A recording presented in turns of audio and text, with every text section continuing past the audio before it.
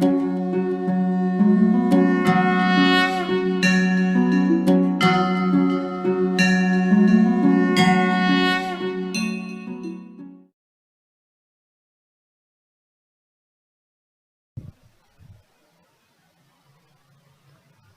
Students, आज के section में हम स्टार्ट करेंगे फ्लूइड मैकेनिक्स को। फ्लूइड मैकेनिक्स के अंदर जो सेक्शन हम पढ़ने वाले हैं उसको हम दो पार्ट में डिवाइड करते हैं। एक है फ्लूइड स्टैटिक्स और दूसरा जो पार्ट है उसे हम बोलेंगे फ्लूइड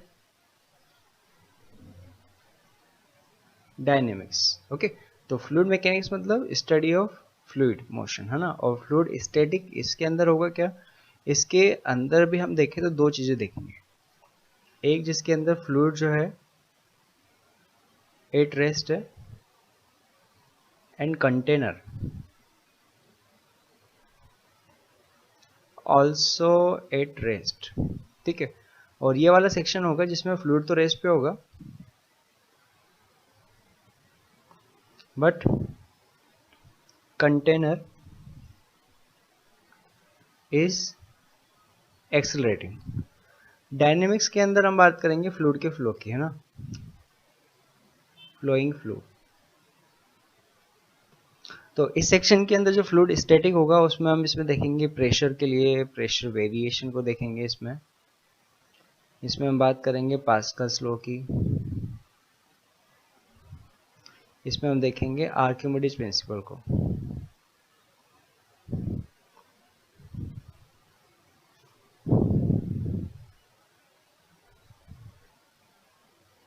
ठीक है, और जो फ्लूइड डायनेमिक्स वाला पोर्शन होगा उसमें हम बात करेंगे आइडियल फ्लूइड के इक्वेशन ऑफ कंटिन्यूटी की।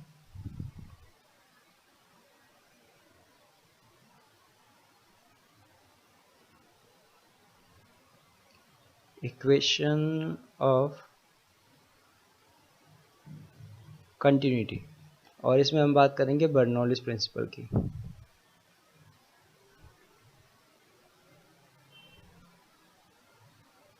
ओके, इसका एक और सेक्शन होगा जिसमें हम फ्लूइड की प्रॉपर्टीज जैसे कि सरफेस टेंशन, विस्कोसिटी और कैपिलरिटी, उस इफेक्ट को भी स्टडी करेंगे।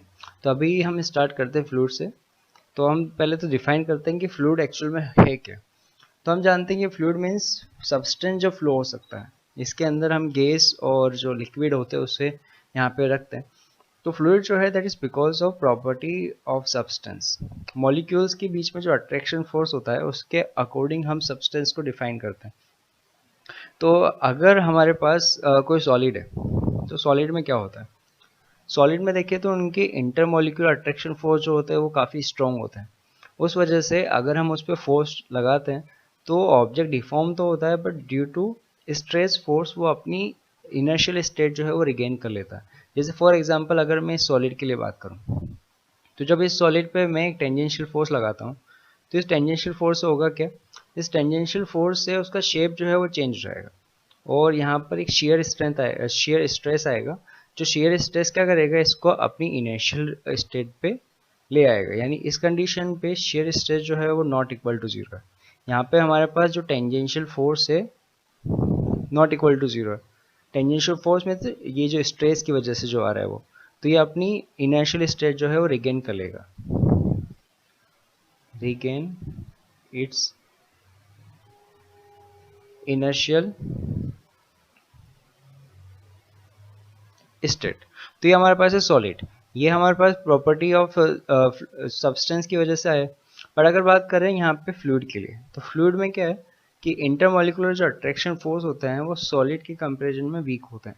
उसकी वजह से जब हम यहाँ पर इस पर कोई टेंजेंशियल फोर्स, हल्का सा टेंजेंशियल फोर्स भी लगाते हैं तो ये जो फ्लूइड है वो लेयर्स की फॉर्म में स्लाइड होने लगता है।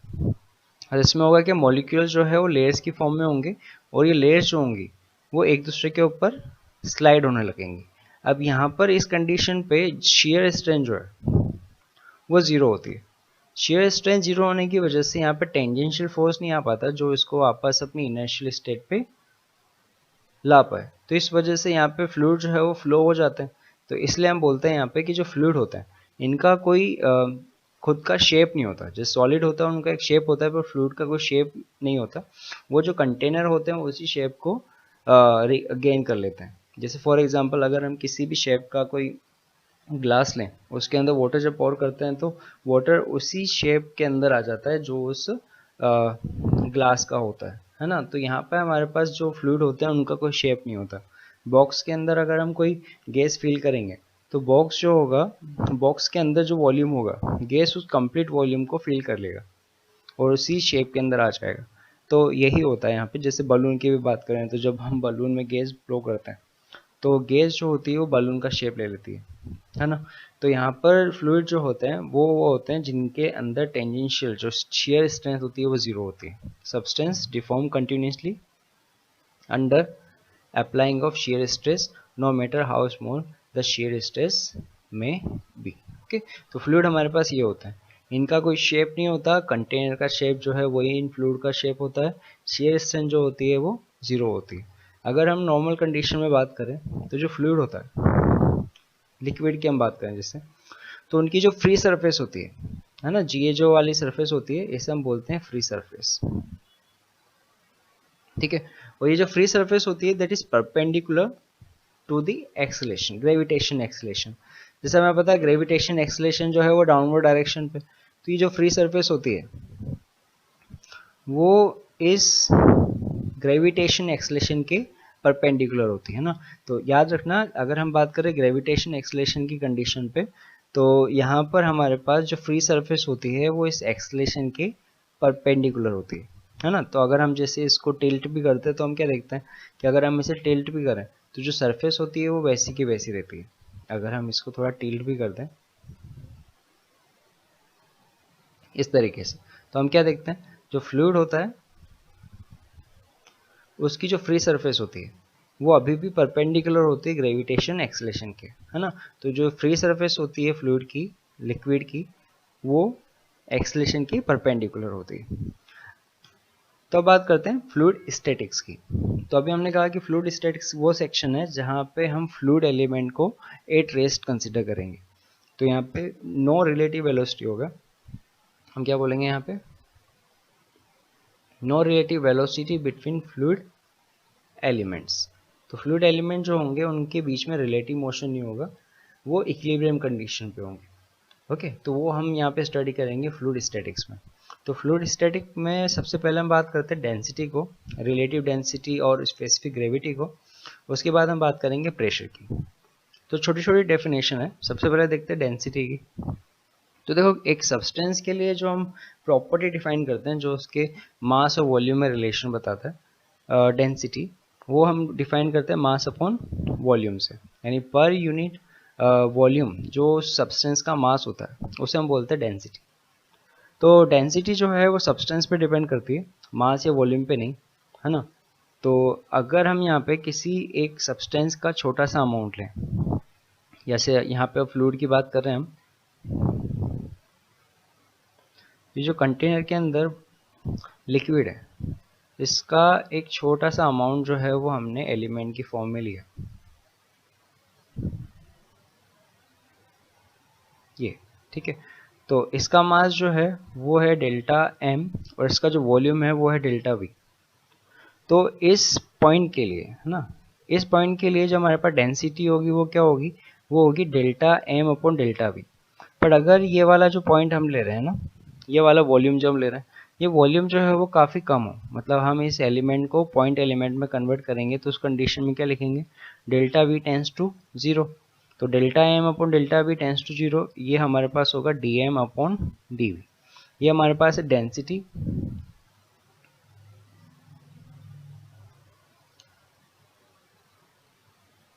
ये हमारे पास है डेंसिटी एट पॉइंट ए, है ना। तो ए पॉइंट जो है, ए पॉइंट पे जो डेंसिटी होगी वो D M upon D V होगी। हाँ, अगर हमारे पास जो फ्लूइड है उसकी जो प्रॉपर्टी है वो हर पॉइंट पे सेम है, यानी वो हमारे पास एक होमोजीनियस है। अगर फ्लूइड जो है वो होमोजीनियस है तो उस कंडीशन पे हम जो डी एम हमने लिखा है, डी एम की जगह एम लिख सकते हैं और जो डी वी है उसकी जगह वी लिख सकते हैं, है ना। तो इस कंडीशन पे हमारे पास डेंसिटी का जो फॉर्मूला आता है वो हम लिखते हैं एम अपॉन वी। तो एक होमोजीनियस सब्सटेंस की कंडीशन में हम उसे लेंगे m/v, बट अगर ये होमोजीनियस नहीं बोला हुआ है तो उस कंडीशन में dm/dv होगा किसी एक पॉइंट पे डेंसिटी का रिलेशन। ठीक है, तो हम जो यहाँ पर कैलकुलेशन करेंगे किसी भी फ्लूइड के लिए, तो वो फ्लूइड जो है वो नॉर्मली होमोजीनियस होंगे। तो अगर क्वेश्चन में नहीं बोला हुआ कुछ भी तो हम उसे होमोजीनियस मानेंगे, मीन्स हर पॉइंट पे उसकी डेंसिटी जो होगी वो सेम होगी, यानी हम मास अपॉन वॉल्यूम वहाँ पे यूज कर सकते हैं। सेकेंड हम देखते हैं रिलेटिव डेंसिटी। तो डेंसिटी जो है वो एक सब्सटेंस की डेंसिटी के बारे में बताता है। जब हमें उस सब्सटेंस की डेंसिटी को अदर सब्सटेंस के साथ कंपेयर करना होता है तो उसमें हमें एक कंपैरिजन के लिए आइडियल फ्लूइड चाहिए। वो आइडियल फ्लूइड हम लेते हैं वाटर को, जो हर जगह अवेलेबल होता है। अब वाटर की जो डेंसिटी होती है वो भी डिपेंड करती है टेम्परेचर पे, है ना। अगर हम टेम्परेचर चेंज करते हैं तो वाटर की डेंसिटी भी चेंज होती है। जैसे हमें पता है कि जब हम टेम्परेचर कम करते हैं, तो जब हम टेम्परेचर कम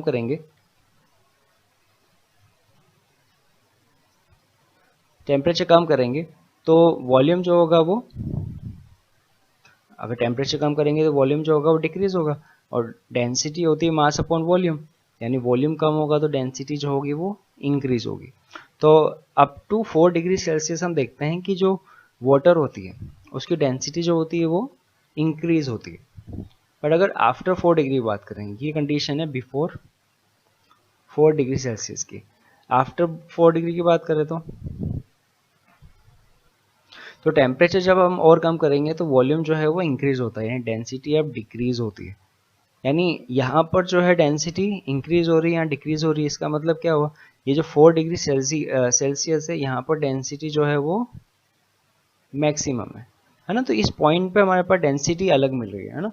तो इस पॉइंट पे जो हमारे पास डेंसिटी होती है 4 डिग्री सेल्सियस पे जो डेंसिटी होती है उसे हम कंपेरिजन में लेते हैं।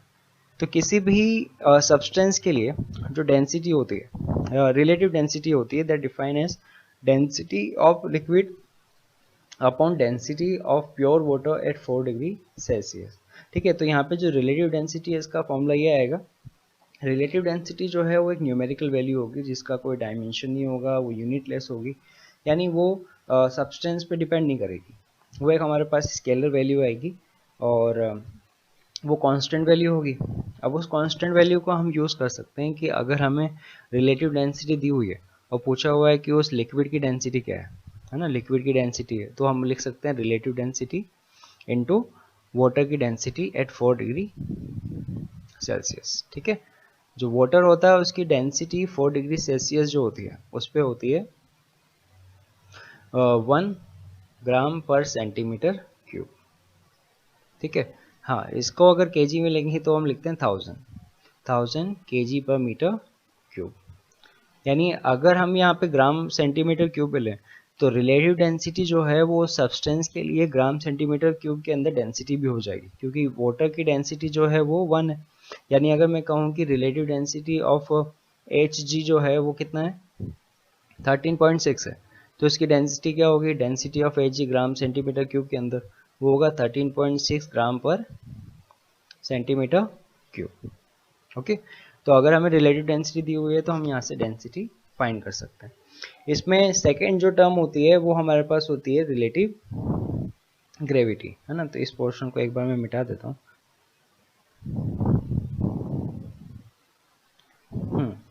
तो स्पेसिफिक ग्रेविटी क्या होती है, that is ratio of weight of given liquid to the weight of a pure water at 4 degree Celsius. तो 4 डिग्री सेल्सियस पे जो वाटर का जो वेट है ना, और जो उस लिक्विड का वेट है, तो लिक्विड का वेट अपॉन वाटर का वेट, उसका जो रेशियो होता है that define as specific gravity. अब ये भी एक कांस्टेंट वैल्यू आएगी।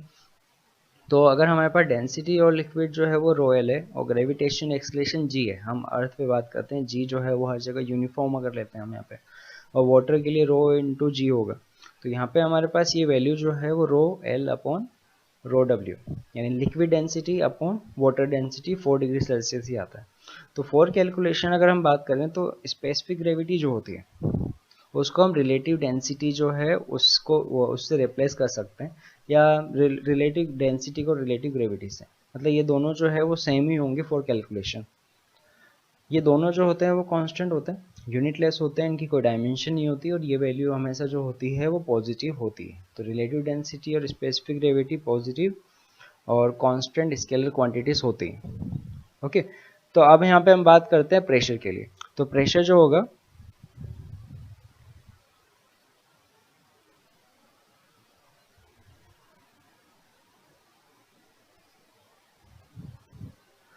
तो जो प्रेशर होगा वो डिफाइन होगा फोर्स अपॉन एरिया से।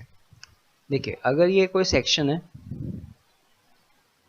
और हम कहते हैं कि इस सेक्शन पे एक परपेंडिकुलर फोर्स लगा हुआ है जिसकी वैल्यू है डेल्टा एफ और इसका एरिया जो है वो डेल्टा ए है, तो इस कंडीशन पे हम जो प्रेशर बोलते हैं, प्रेशर हम बोलते हैं delta F upon delta A.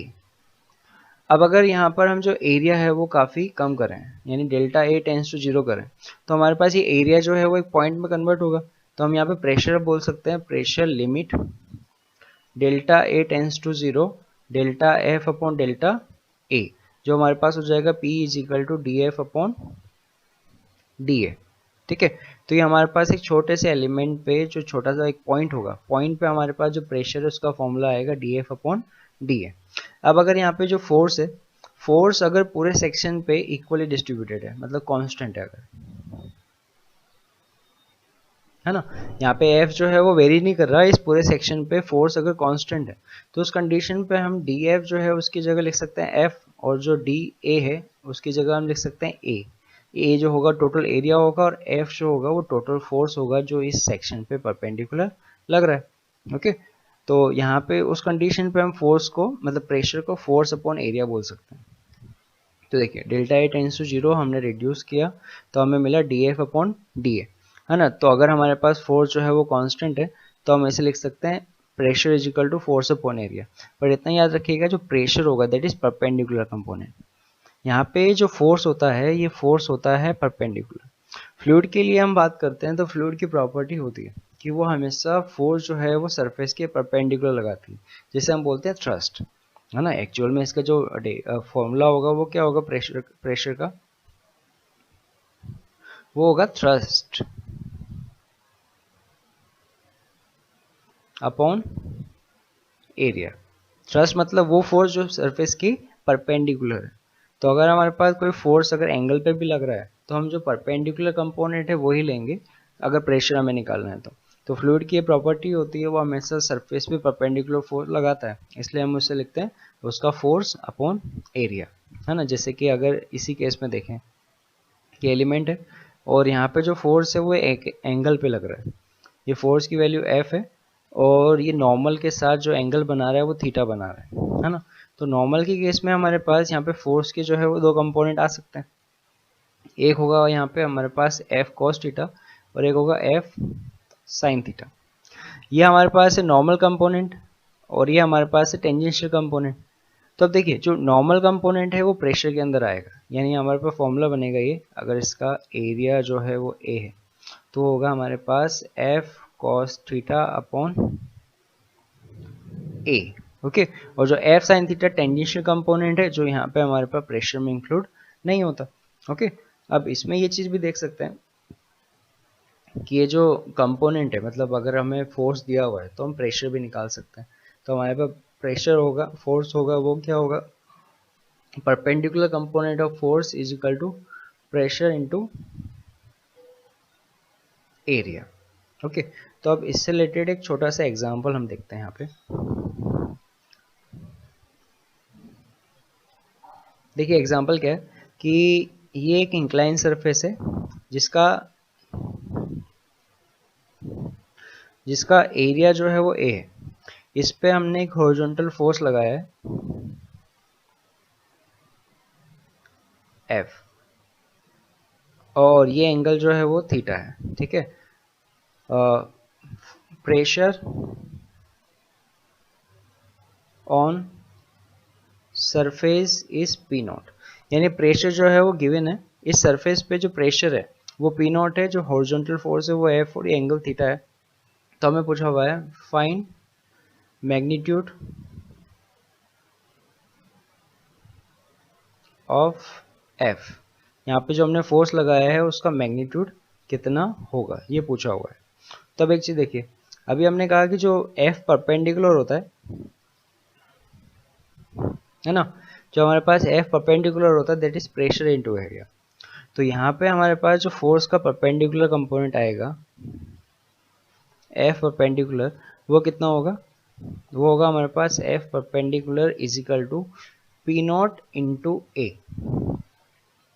But अगर F परपेंडिकुलर और F में रिलेशन देखें तो वो क्या होगा, देखिए यहाँ पे अगर डायग्राम में देखें ये एंगल थीटा है तो ये एंगल थीटा होगा, यानी यहाँ से अगर देखें तो जो F साइन थीटा है that is equal to F perpendicular, यानी पी नॉट ए।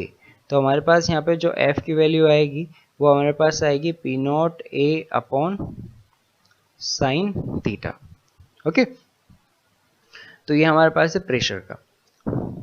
अब यहाँ पर जो प्रेशर है, अब हम बात करते हैं एटमॉस्फेरिक प्रेशर के लिए। तो अभी हमने देखा प्रेशर क्या होता है। एटमॉस्फेरिक प्रेशर जो है वो होता है वो प्रेशर जो एटमॉस्फेयर हमारे ऊपर लगाता है।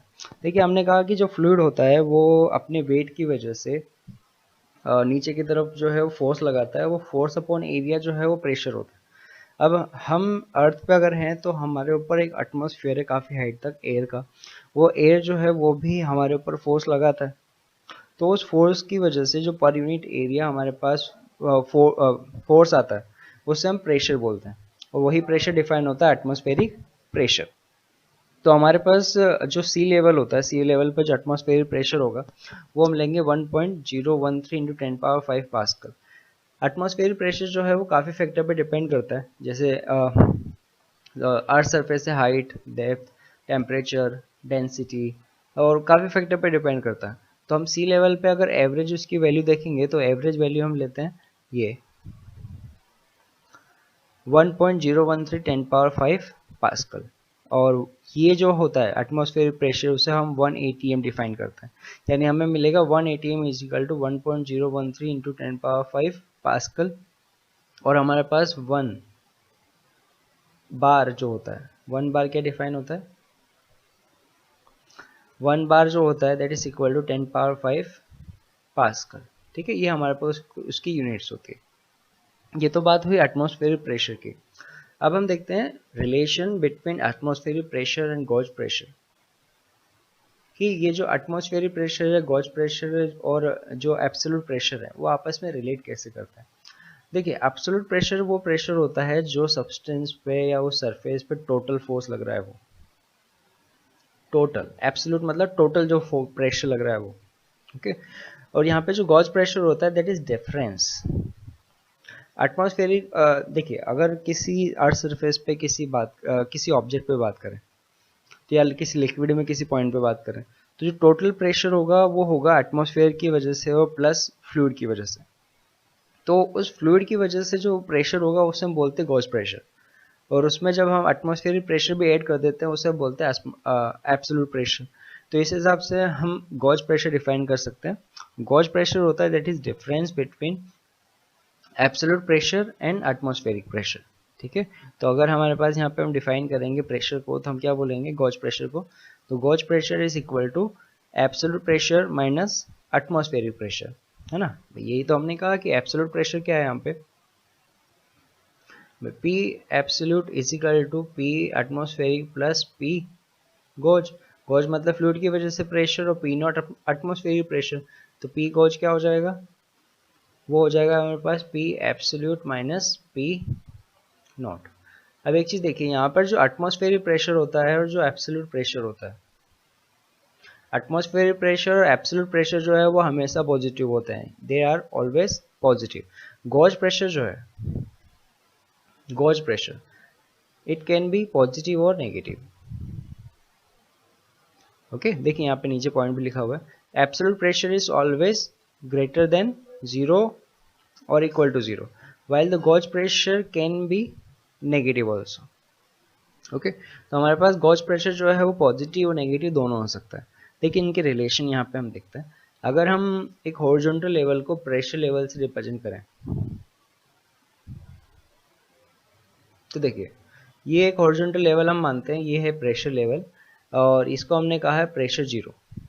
ठीक है, तो एटमॉस्फेयर प्रेशर कांस्टेंट वैल्यू है ये P नॉट, तो यहाँ से लेके यहाँ तक का जो डिफरेंस है पी नॉट ये है एटमॉस्फेरिक प्रेशर के बराबर, ठीक है।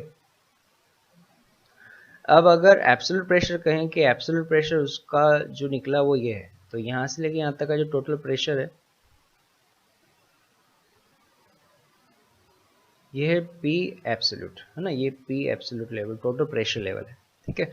तो यहाँ पर यहाँ से लेके यहाँ तक वैल्यू जो है वो पी एब्सोल्यूट, और दूसरा जो है वो यहाँ पे एटमॉस्फेरिक प्रेशर। तो इन दोनों का जो डिफरेंस है ये वाला, ये होगा पी गॉज, यानी ये गॉज प्रेशर होगा। ये हमारे पास होगा P माइनस पी नॉट, है ना। P जो है वो यहाँ पे एब्सोल्यूट प्रेशर है और P नॉट जो है यहाँ पे एटमॉस्फेरिक प्रेशर है। यानी इस केस में अगर हम देखेंगे तो जो गॉज प्रेशर है ना, ऊपर की तरफ आ रहा है, तो गॉज प्रेशर यहाँ पे क्या है, पॉजिटिव, ठीक है। अगर सेकेंड केस में देखें कि अगर यहाँ पे हम जो जीरो लेवल जो है वो ये कहा हमने ये, तो हमारे पास ये जो है वो P0 है, ठीक है। और ये वाला जो लेवल है ये हमारे पास है P0। थोड़ा ऊपर ले लेते हैं इसे,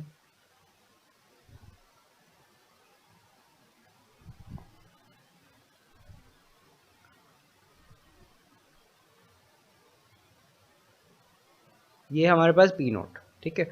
और जब हमने एब्सोल्यूट प्रेशर देखा, अगर एब्सोल्यूट प्रेशर हमें यहाँ से यहाँ मिला, ये हमारे पास P एब्सोल्यूट है, ठीक है।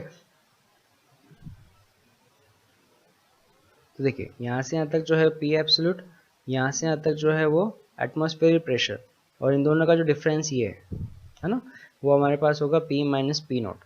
अभी जी देखिए ये जो डिफरेंस है वो नेगेटिव में आएगा,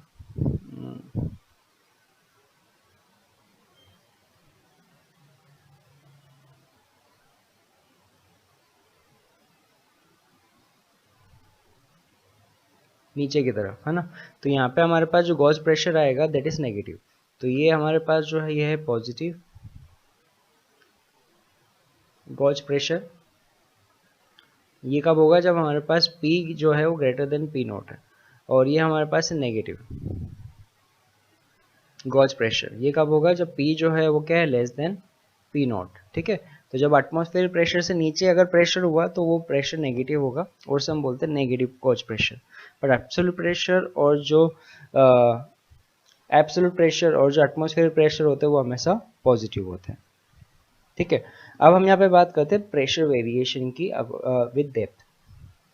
तो अगर हम फ्री सरफेस से बात करें तो फ्री सरफेस पे अगर एटमॉस्फेयर प्रेशर है तो हमें पता है कि फ्लूइड से जब फ्री सरफेस से डेप्थ पे आता है तो प्रेशर जो है वो वेरी करता है। तो उस प्रेशर वेरिएशन को हम देखते हैं यहाँ पे। तो अगर यहाँ पे फ्री सरफेस है, यहाँ पे प्रेशर जो है वो पी नॉट है, ये हमारे फ्री सरफेस, और यहाँ पे प्रेशर जो है वो पी नॉट है, ठीक है। तो हमने क्या किया, यहाँ से एक डेप्थ पे एक एलिमेंट लिया, तो ये डेप्थ जो है वो y, इस पे हमने एक एलिमेंट लिया ये, जिसकी जो विड्थ है वो dy है, ठीक है। और यहाँ पर जो प्रेशर है ऊपर वाले सरफेस, वहाँ पे प्रेशर P है।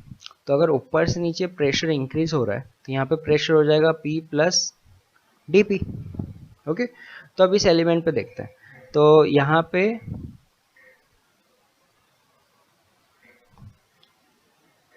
नीचे की तरफ होगा dW,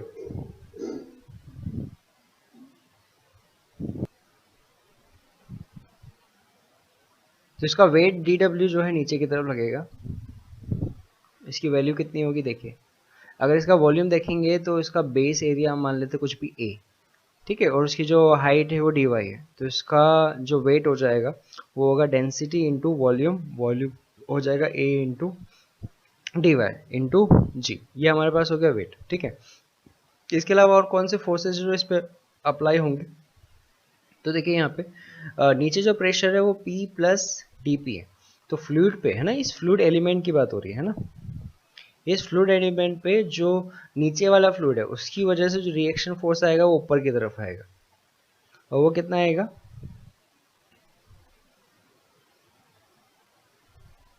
वो होगा P plus dP into A, और ऊपर वाला जो फ्लूइड है जो इस पे नीचे की तरफ फोर्स लगाएगा वो होगा P इंटू A, ओके, तो P जो है वो इस लेवल पे प्रेशर है, P प्लस dP जो है वो नीचे वाले लेवल पे प्रेशर है। तो यहाँ पर हमारे पास जो एलिमेंट है that is in equilibrium. Okay, तो इन इक्विलिब्रियम में अगर बात करें कि ऑब्जेक्ट अगर मतलब जो एलिमेंट है वो इक्विलिब्रियम में है, तो इन इक्विलिब्रियम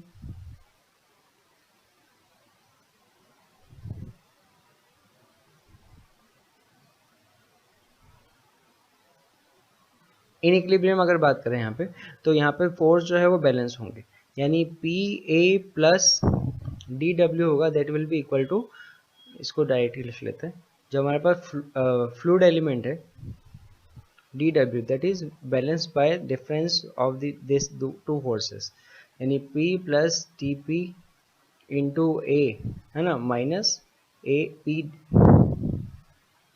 माइनस पी है। ओके, तो यहाँ पे हमारे पास आ जाएगा rho A D Y into G is equal to इन दोनों का डिफरेंस, तो ये आ जाएगा डी पी इंटू ए, यानी हमें मिल गया डी पी इजिकल टू रो ए तो हट गया, रो जी डी वाई।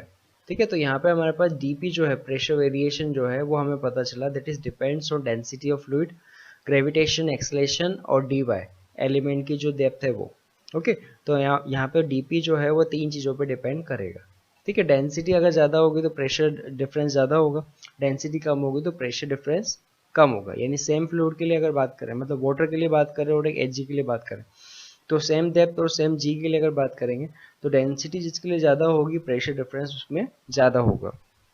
ओके, तो यही रीज़न होता है कि हम जब बात करते हैं मैनोमीटर के अंदर, तो हम वाटर की जगह है वहाँ पे एच जी यूज़ करते हैं, क्योंकि ज़्यादा डेंसिटी होगी तो प्रेशर डिफरेंस के लिए हमें जो हाइट होगी वो कम मिलेगी। ओके, जी जो है ग्रेविटेशन एक्सेलरेशन है, तो अगर हम अर्थ पे बात करें, मून पे बात करें, तो उसके अकॉर्डिंग प्रेशर वेरिएशन आएगा, और ये डेप्थ पे है ना। तो अगर हम यहाँ पे दो लेवल पे बात करें प्रेशर के लिए, कि हम कोई दो पॉइंट देखते हैं,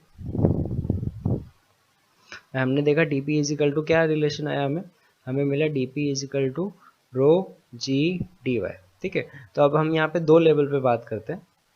यहाँ से यहाँ तक की जो डेप्थ है वो हम कहते हैं कि फ्री सरफेस है, यहाँ से डेप्थ जो है वो h2 है, और यहाँ से यहाँ तक की जो डेप्थ है वो h1 है। ठीक है, तो अब हमें फाइंड करना है कि P1 और P2 जो दो पॉइंट है, यहाँ पे प्रेशर डिफरेंस कितना होगा।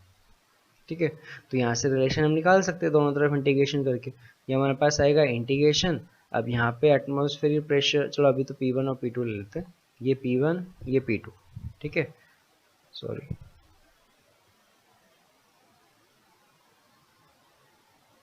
P2 से P1 है ना, P2 से P1 dP is equal to rho G D Y. ठीक है, और जो हाइट है वो कहाँ से कहाँ तक आएगी, तो यहाँ पर हाइट जो आएगी वो h2 से h1 आएगी, तो ये हमें मिला P1 माइनस P2, यानी pressure difference is equal to rho ji.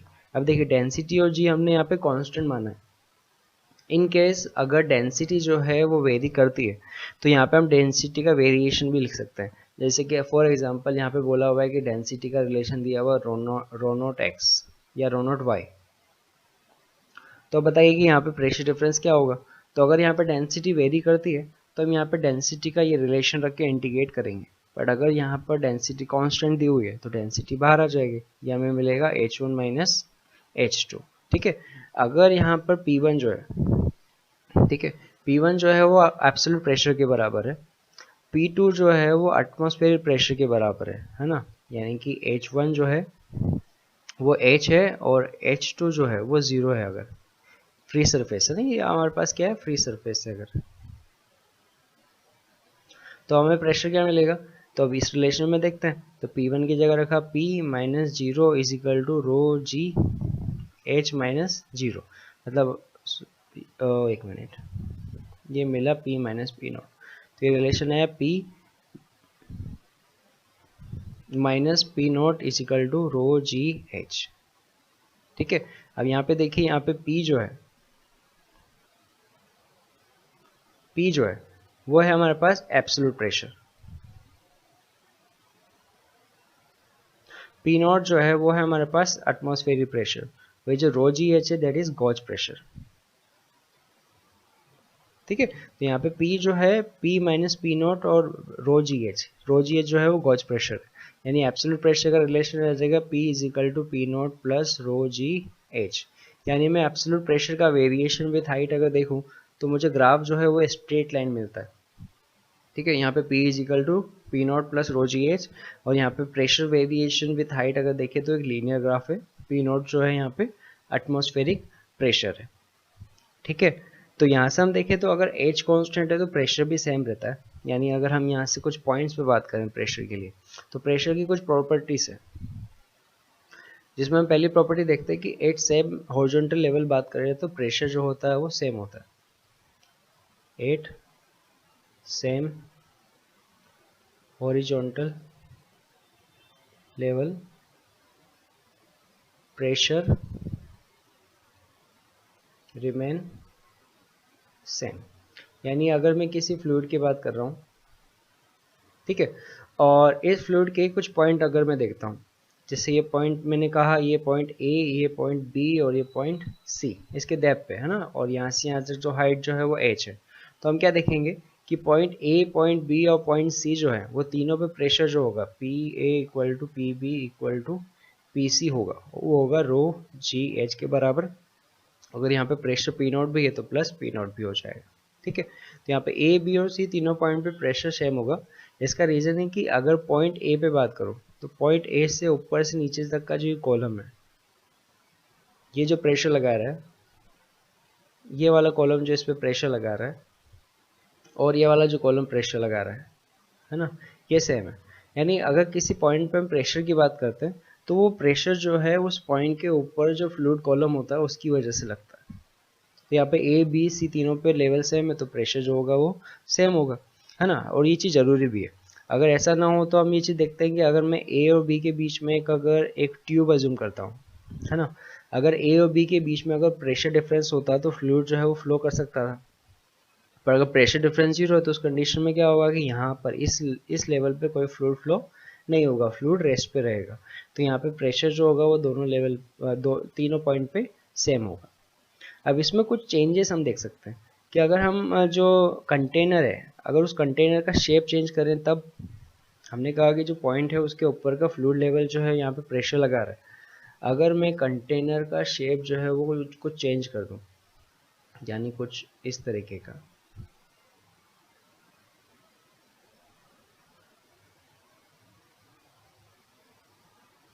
Okay, या फिर कुछ इस तरीके का,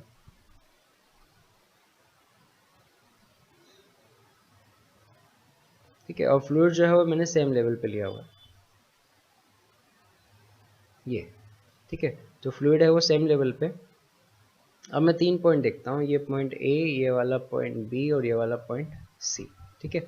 सिमिलरली ए बी और सी, तो जो चीज़ हमने यहाँ देखी वो चीज़ यहाँ पर देखना भी वैसे इजी है। यहाँ पे भी हम देखें जो फ्लूइड है वो ऊपर वाला कॉलम जो है उसकी वजह से लग रहा है ना ये, तो यहाँ पर ये चीज़ दिखती है कि यहाँ पे ऊपर वाले लेवल जो है वो अभी भी सेम है। तो यहाँ पर भी हमारे पास सेम चीज़ें मिलेगी, P A is equal to P B equal to P C, okay. But अगर बात करें यहाँ पर पी बी पे जो प्रेशर आएगा वो रो जी एच के बराबर आ सकता है, बट पॉइंट ए पे, अब पॉइंट ए पर जो लेवल है वो एच से कम है, वो एच वन कुछ होगा। तो यहाँ पे एच वन लेवल का जो वाटर कॉलम है उसकी वजह से जो प्रेशर ए है, अगर वो डिफरेंट हुआ तो फ्लूइड जो है वो यहाँ से यहाँ पे फ्लो होगा। बट एक्चुअल में ऐसा होता नहीं है। मतलब क्या हुआ कि पी ए जो है वो पी बी के बराबर है और पी सी के बराबर भी है। तो यहाँ पर ये चीज़ कैसे पॉसिबल हो पा रही, अगर पॉइंट ए पे बात करें तो यहाँ पर जो प्रेशर है वो पॉइंट बी के बराबर है, वो कैसे पॉसिबल हो पा रही है, ये चीज़ है। तो देखिए यहाँ पर क्या होता है, यहाँ पर फ्लूइड जो है वो कंटेनर की वॉल के साथ जो है यहाँ पर फोर्स फील करता है। यहाँ पर हमारे पास जो कंटेनर है उसकी वजह से फ्लूइड पे नॉर्मल फोर्स लगता है। नॉर्मल फोर्स जो है ये n, इसका कंपोनेंट जो है ना वर्टिकल डायरेक्शन में जो है उसको हमने कहा कोई n डैश। तो ये जो n डैश है वो यहाँ पर इस कॉलम ऊपर वाला जो वाटर कॉलम है इसको कंपनसेट करता है। मतलब अज्यूम करें कि यहाँ से यहाँ तक भी अगर वाटर होता तो वाटर भी, अगर ये वाला वाटर होता तो ये वाटर यहाँ पर जितना फोर्स लगाता उतना ही फोर्स जो है वो यहाँ पे n डैश होता है। तो इस लेवल को जो कंपनसेट करता है वो नॉर्मल फोर्स का कंपोनेंट करता है एन डैश, है ना। तो यहाँ पे अगर मैं ए पॉइंट पे प्रेशर की बात करूँ, है ना, तो वो कैसे होगा भाई, हम यहाँ पे बोल रहे हैं कि पी ए जो है वो इक्वल टू पी बी है, और पी बी जो है वो क्या है यहाँ पे P not plus rho G H, और पी ए पे जो हम बात कर रहे हैं तो पी ए हम यहाँ पे बोल रहे हैं वो होगा एन नॉट और इस एच वन हाइट के बराबर के फ्लूइड के बारे में, है ना। तो ये होगा rho G H one plus N dash upon area A dash बोल दिया, ठीक है। तो अभी इस इक्वेशन 1 और इक्वेशन 2 को दोनों को इक्वेट करके हम एन डैश की वैल्यू निकाल सकते हैं। देखिए हम क्या लिखेंगे यहाँ पे, हम यहाँ पे लिख सकते हैं P not plus rho G H is equal to rho G H one plus N dash upon A dash, ठीक है। तो यहाँ से हमारे पास आ गया N dash is equal to A dash into P not plus rho G H minus rho G H one, ठीक है। यानी ये हमारे पास आ गया N dash is equal to A dash into P not plus, देखिए यहाँ से रो जी, है ना, रो जी कॉन्स्टेंट आ गया एच माइनस एच वन, ठीक है। तो यहाँ पर इन दोनों के बीच का जो प्रेशर है ना, जो फोर्स है, वो उस हाइट डिफरेंस के बराबर जो फ्लूइड है उसको कंपनसेट कर देता है। तो इस वजह से पॉइंट ए पर जो प्रेशर होता है वो पॉइंट बी के प्रेशर के बराबर होता है, और इस चीज़ को यूज़ करके हम ये चीज़ फाइंड कर सकते हैं कि जो कंटेनर है उसकी वजह से फ्लूइड पे कितना फोर्स लग रहा है, या फ्लूइड की वजह से कंटेनर की वॉल पे कितना फोर्स लग रहा है, ठीक है। तो ये इस वाले केस में था।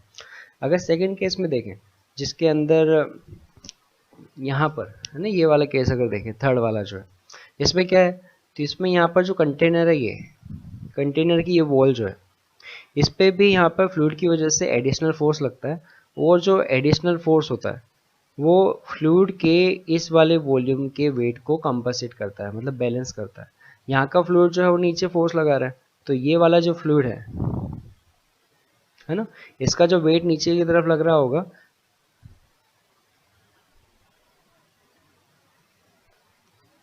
इसका जो वेट नीचे की तरफ लग रहा होगा, उसको बैलेंस करने के लिए जो नॉर्मल फोर्स आएगा, है ना, उसका कंपोनेंट जो है वो इस वेट को बैलेंस कर लेगा। तो ये वाली चीज़ें यूज़ करके, ये वाली जो हमने प्रॉपर्टी यूज़ की, उसके अकॉर्डिंग हम यहाँ पे ये वाला फोर्स भी है निकाल सकते हैं, है ना। सेम तरीका कि यहाँ पे अगर जो प्रेशर है वो यहाँ पे अगर फोर्स की बात करें, या फिर सिंपली देख सकते हैं कि ये जो फ्लूइड का जो वेट होगा वो इस नॉर्मल फोर्स के बराबर होगा, तो उस फ्लूइड का वेट देख के हम उस नॉर्मल फोर्स की वैल्यू निकाल सकते हैं, ठीक है। तो ये तो हुई सेम लेवल पे प्रेशर की बात। अगर इसका एक और केस देखना है तो हम वो चीज़ देख सकते हैं कि इंक्लाइन ट्यूब का, अगर एक ट्यूब जो है उसको मैं इंक्लाइन कर दूँ तो हमने कहा प्रेशर जो है वो लेवल सेम ही रहेगा,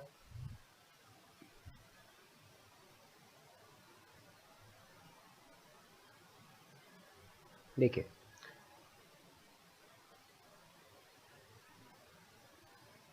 इंक्लाइन ट्यूब या कंटेनर या कोई भी पाइप जो है उसकी हम बात कर रहे हैं, जो अगर ये कोई ट्यूब है जिसमें हमने वाटर फिल किया हुआ है एच हाइट तक, डेंसिटी जो है उसकी रो है, ठीक है। यूनिफॉर्म क्रॉस सेक्शन एरिया भी माना है ना, यूनिफॉर्म क्रॉस सेक्शन एरिया, इसका एरिया ए, यहाँ से यहाँ तक हाइट जो है वो एच है फ्लूइड की, ठीक है। तो यहाँ पर जो प्रेशर होगा, है ना, वो होगा हमारे पास रो जी एच के बराबर, है ना। अगर कोई ट्यूब जो है वो इंक्लाइन कंडीशन पे, तो उस कंडीशन में प्रेशर कैसे निकालेंगे, है ना। तो देखिए इंक्लाइन कंडीशन जो है वो कुछ ऐसी आती है कि अगर आप पूरे कंटेनर की बात करो, ठीक है, इस कंटेनर के अंदर पूरा का पूरा फ्लूइड जो है वो भरा हुआ है, और अगर यहाँ पे आप एक इंक्लाइन ट्यूब अज्यूम कर लो,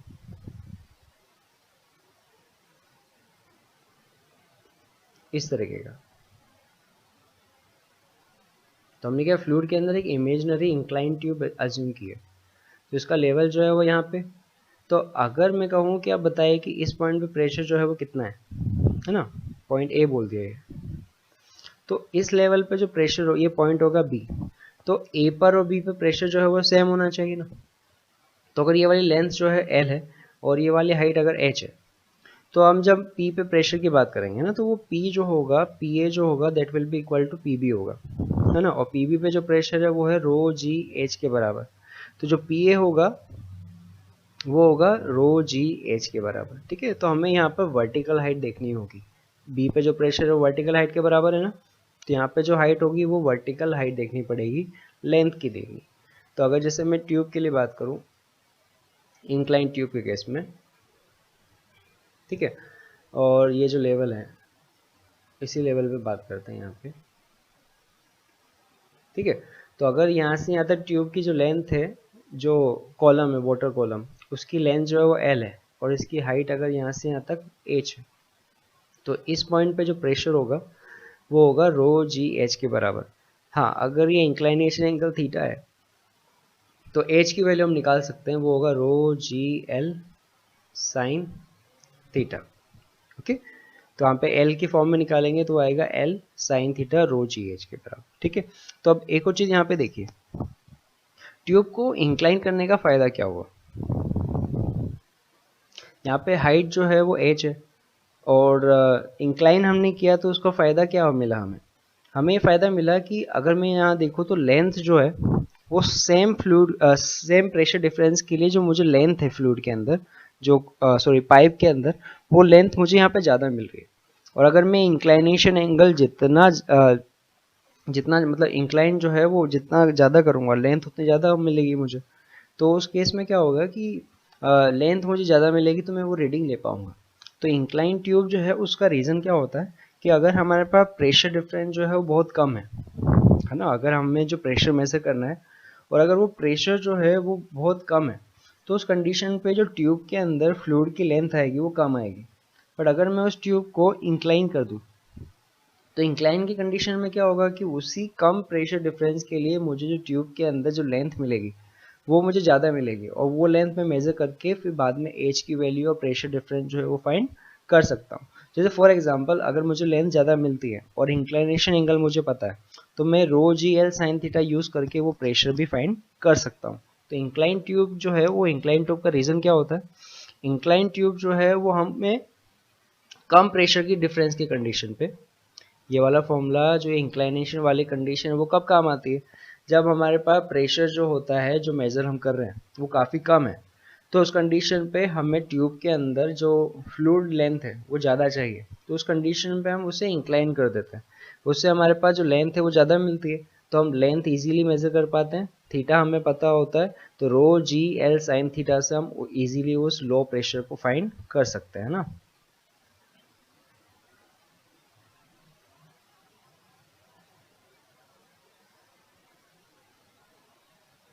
ठीक है, तो लो प्रेशर जो है मेजर करने के लिए इंक्लाइन ट्यूब जो है वो एक अच्छा तरीका होता है। ठीक है, तो अब हम यहाँ पे कुछ इलिस्ट्रेशन पे बात करते हैं जो प्रेशर से रिलेटेड है।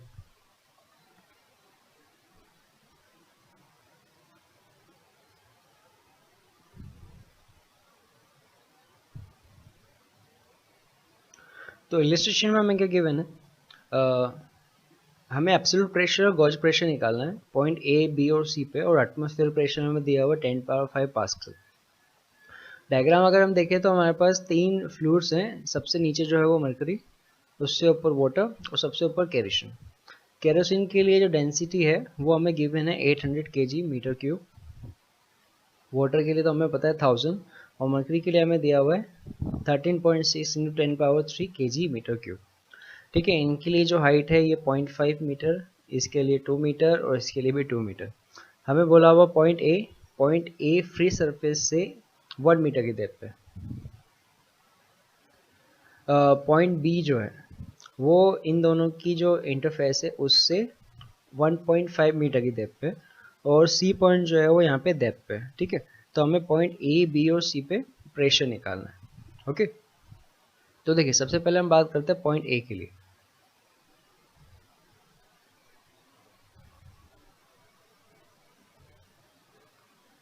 देखिए पॉइंट ए पर अगर बात करें, सबसे पहले बात करते हैं गॉज प्रेशर के लिए। ठीक है, तो पी गॉज प्रेशर क्या होगा पॉइंट ए पे, वो होगा यहाँ पे इस फ्लूइड की हाइट की वजह से, वो होगा रो जी एच के बराबर। रो हमें दिया हुआ है 800, जी की वैल्यू 10 और एच की value 1। 8000 means 8K, okay, 8K pascal. और अगर यहाँ पे बात करें एब्सोल्यूट प्रेशर के लिए तो होगा atmospheric pressure plus gauge pressure, इसको हम लिख सकते हैं 100K pascal plus 8K pascal, मतलब एटमॉस्फेरिक प्रेशर हो जाएगा 108 किलो पास्कल। ओके, अब बात करते हैं पॉइंट बी पे। देखिए पॉइंट बी पे अगर बात करें तो पॉइंट बी पे जो गॉज प्रेशर होगा वो होगा केरोसिन की कंप्लीट 2 मीटर की जो कॉलम है उसकी वजह से। देखो पॉइंट बी पे बात करें तो अगर मैं इस कॉलम को अज्यूम करता हूँ तो इस कॉलम में यहाँ से यहाँ तक अब कंप्लीट फ्लूइड आता है केरोसिन का और रिमेनिंग ये आता है वाटर का। ठीक है, तो यहाँ पे प्रेशर जो होगा वो होगा रो केरोसिन के लिए, जी एच जो है वो केरोसिन की, plus rho of water G into H.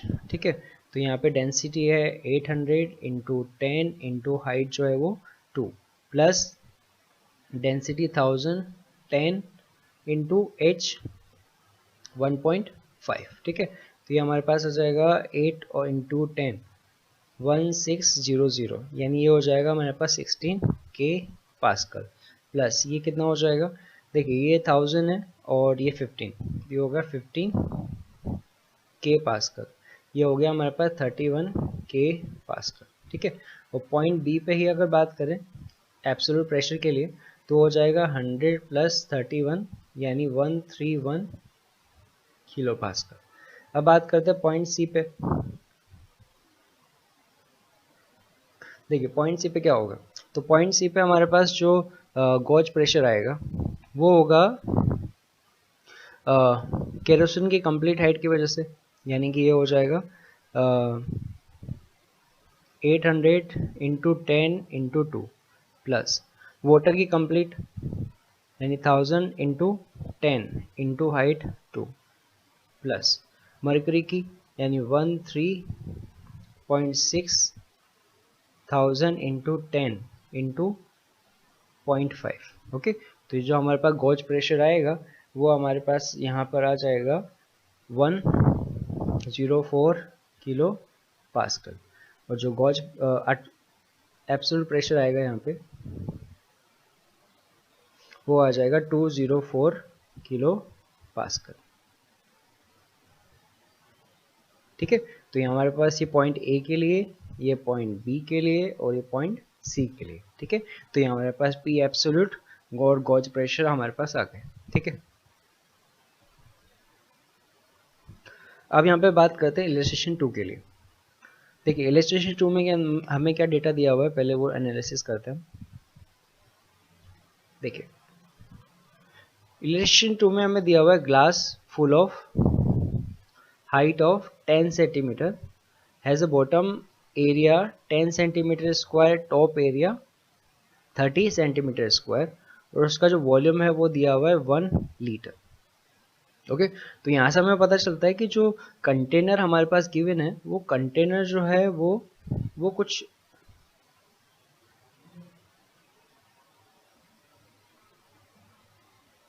कुछ इस शेप का है। ऊपर वाला जो क्रॉस सेक्शन एरिया है वो बड़ा है, नीचे वाला छोटा है, मतलब ग्लास जो है हमें कुछ इस तरीके का दिया हुआ है। ठीक है, जो बॉटम एरिया है वो कम है और जो टॉप एरिया है वो ज़्यादा है। ये हमारे पास 30 सेंटीमीटर स्क्वायर और ये हमारे पास है 10 सेंटीमीटर स्क्वायर। ओके, तो अब हमें पूछा हुआ है कि find force exerted by water on bottom. ये जो बॉटम एरिया है उस पर फ्लूइड की वजह से जो फोर्स लग रहा है वो कितना है वो पूछा हुआ है पहले पार्ट में। सेकेंड पार्ट में पूछा हुआ है find resultant force on side of glass on the water, यानी ये जो साइड वॉल है ना, तो साइड वॉल जो है उस पे फोर्स जो है वो कितना है, सेकेंड पार्ट में वो पूछा हुआ है। थर्ड पार्ट में क्या है, if glass is covered by jar and air inside the jar is completely pumped out, what will be answer of part A and B. मतलब अभी पहले वाले केस के अंदर जो कंटेनर है वो ओपन है, यानी यहाँ पे हमारे पास एटमॉस्फेरिक प्रेशर जो होगा वो भी होगा पी नॉट। पर अगर हम यहाँ पे इसको क्लोज कर देते हैं और यहाँ पे एटमॉस्फेयर प्रेशर की वजह से जो एटमॉस्फेयर की वजह से जो प्रेशर है उसे अगर हम निकाल देते हैं, ए निकाल दी, तब हमारे पास जो पार्ट ए और पार्ट बी है वहाँ पे प्रेशर कितना होगा।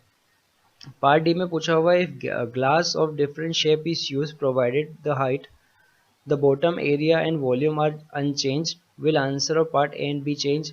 मीन्स अगर हम कंटेनर का जो शेप है वो अगर हम चेंज करते हैं, जो पार्ट ए और पार्ट बी जो है उसमें कोई चेंज आएगा तो वो भी हमें फाइंड करना है। ओके, यहाँ पे हमें जी जो है वो बोला हुआ है, जी हमें लेना है 10 मीटर पर second square, density of water 10 power 3 kg पर मीटर क्यूब, एटमॉस्फेरिक प्रेशर लेना है हमें 1.01 इंटू 10 पावर 5। ओके, तो स्टार्ट करते हैं फर्स्ट पार्ट से।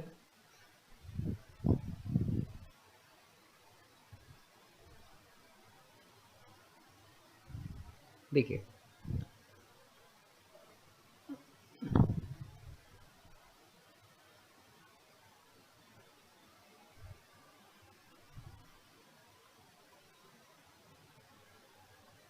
ये हमारे पास कंटेनर और बोला हुआ है कि ऊपर वाला जो ये एरिया है वो है 30 सेंटीमीटर स्क्वायर, या लिख सकते हैं 30 इंटू 10 पावर -4 मीटर क्यूब। ठीक है, और नीचे वाला जो एरिया है वो दिया हुआ है 10 centimetre square, means 10 into 10 power -4 metre cube. ठीक है, और जो इसका वॉल्यूम दिया हुआ है वो हमें दिया हुआ है 1 लीटर। 1 लीटर या इसे हम बोल सकते हैं 10 पावर -3 मीटर क्यूब। ठीक है, तो ये हमारे पास वॉल्यूम हो गया। अब हमें निकालना है कि यहाँ पर जो बेस है उसका बेस पे जो फोर्स है वो कितना है बॉटम पे, और एटमॉस्फेयर प्रेशर जो है वो पी नॉट तो है ही। तो जब यहाँ पे बेस पे प्रेशर की बात करेंगे, फोर्स की बात करेंगे, उससे हमने कहा चलो F1। ठीक है, यहाँ पे बेस पे जो फोर्स लग रहा है उससे हम बोल रहे हैं वो फोर्स कितना है F1। F1 ठीक है, तो F1 वो फोर्स है जो इसकी बॉटम की सरफेस पे लग रहा है। ठीक है, तो F1 क्या होगा, वो होगा P एब्सोल्यूट उस सरफेस पे इनटू एरिया। ठीक है, अगर इस एरिया को मैं A1 बोलता हूँ और इसको मैं A2 बोलता हूँ तो ये एरिया जो यूज होगा वो A2 यूज होगा। ठीक है, तो रिलेशन क्या आएगा यहाँ से, F1 is equal to P absolute P not plus rho G H, okay, into A2 P not 1.01 into 10 power 5 plus rho की वैल्यू 1000, जी की वैल्यू 10, और हाइट जो है ना, हाइट हमें दी हुई है 10 सेंटीमीटर, 10 सेंटीमीटर यानी 10 इंटू 10 पावर -2। ठीक है, तो ये बचेगा हमारे पास 10 की पावर -1। ठीक है, और एरिया जो होगा वो है हमारे पास 10 की पावर -3। ठीक है, इसे सॉल्व कर लेते हैं।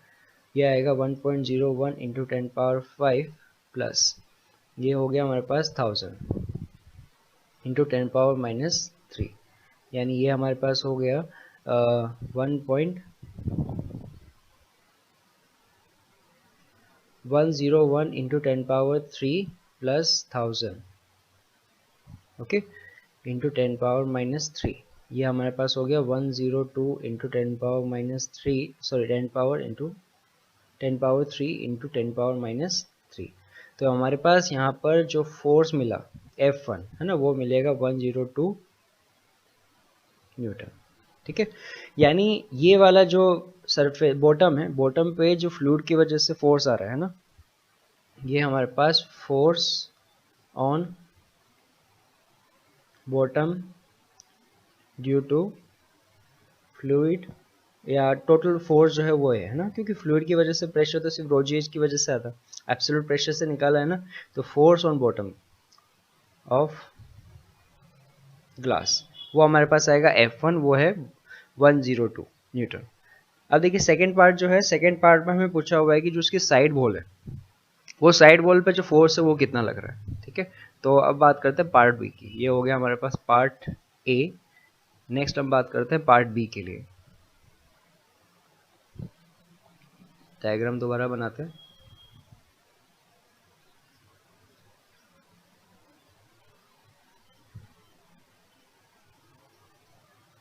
ठीक है।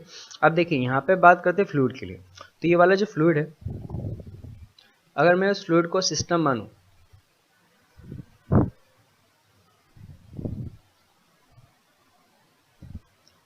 तो इस वाले सिस्टम पे जो टोटल फोर्स लग रहा है वो कौन कौन से होंगे वो चीज़ देखते हैं। तो इस फ्लूइड पे देखिए फोर्स जो लगेंगे, ऊपर से नीचे की तरफ जो फोर्स लगेगा वो लगेगा एटमॉस्फेयर की वजह से। यहाँ पे एटमॉस्फेयर प्रेशर है पी नॉट। तो अगर ये टोटल एरिया जो है वो हमने कहा था एरिया अगर A1 में लेता हूँ, तो इस पे ऊपर से नीचे की तरफ जो फोर्स होगा, जिसे मैं कह लेता हूँ F2, वो कितना होगा? वो होगा P not into A1।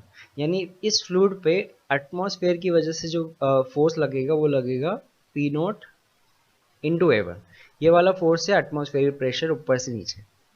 Fluid का जो बॉटम है ना, ये बॉटम जो है, ये इस फ्लूइड पे भी ऊपर की तरफ फोर्स लगाएगा, और जितना फोर्स फ्लूइड की वजह से बॉटम पे लग रहा है, एक्शन रिएक्शन की वजह से उतना फोर्स ऊपर भी लगेगा। यानी अगर ये F1 था तो ये F2 F3 बोलता हूँ, तो यहाँ पे F1 जो है वो F3 के बराबर होने चाहिए, तो इसे मैं कहता हूँ F3। ठीक है, F3 वो फोर्स जो बॉटम पे फोर्स लग रहा था उसके बराबर है, और F1 हमने निकाला हुआ है, वो था हमारे पास 102 न्यूटन, है ना। तो हमें मिल गया F3। ठीक है, इसके अलावा और कौन सा फोर्स लगेगा? तो एक फ्लूइड जो है इसका खुद का जो वेट है नीचे की तरफ, वो वेट यहाँ पे जो है नीचे की तरफ लगेगा। अब अगर यहाँ पे हम देखें तो W वेट नीचे की तरफ प्लस F2 नीचे की तरफ, इसकी जो वैल्यू है वो हमें ज़्यादा मिलेगी F3 से, है ना। यहाँ पे जो वेट है और जो F2 है, इसकी जो वैल्यू है वो F3 से ज़्यादा मिलेगी। तो अगर ये इक्विलिब्रियम में है तो इसका मतलब एडिशनल फोर्स जो है वो ऊपर की तरफ लगना चाहिए, और वो वाला फोर्स कौन सा होगा? वो वही फोर्स होगा जो कंटेनर की वॉल जो है फ्लूइड पे लगा रही है ना। तो यहाँ पर जो कंटेनर की वॉल है उसकी वजह से जो फोर्स है वो मैं कहता हूँ F। ठीक है, तो यहाँ पे रिलेशन क्या होगा? वो होगा कि वेट जो नीचे की तरफ है ये, that should be equal to F3 plus F। Okay, और यहाँ पे जो F होगा that will be equal to